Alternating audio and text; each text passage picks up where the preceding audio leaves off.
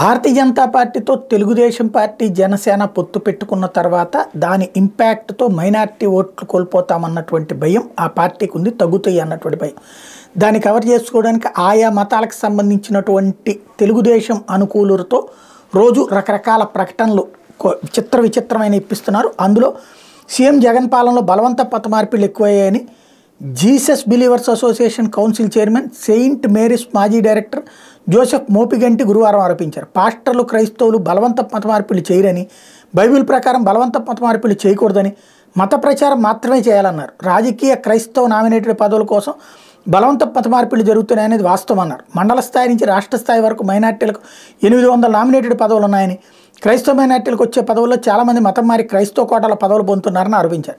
రాష్ట్రంలో 12,000 ఎయిడెడ్ స్కూళ్ళకి నిలిపేశారని ఆరోపించారు. పీజీ కోర్సులకు ఫీజు రియంబర్స్మెంట్ లేక పేద క్రైస్తవులు ఉన్నత చదువులు చదవలేకపోతున్నారని ఆవేదన వ్యక్తం చేశారు.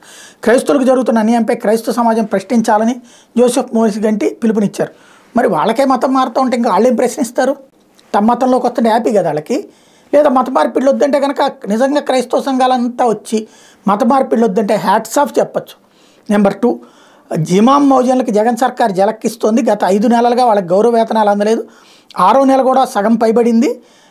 5 నెలలుగా గౌరవ వేతనం చెల్లించబడంతో వాళ్ళు ఆర్థికంగా ఇబ్బందులు పడుతున్నారు. రంజాన్ మాసం కూడా కావడంతో పండగ నెలలో ఖర్చులు పెరగడంతో ఇమాంలు మౌజన్లు ఆర్థికంగా ఇబ్బందులు పడుతున్నారు. మరో 20 రోజుల పండగ కూడా రానుంది. ఇదైనా మైనారిటీల సంక్షేమం మీద చిత్తశుద్ధిని ప్రశ్నిస్తున్నారు. ఇమాం మౌజన్లకు వెంటనే డబ్బులు చెల్లించాలంటూ ఫారూక్ షుబ్లీ.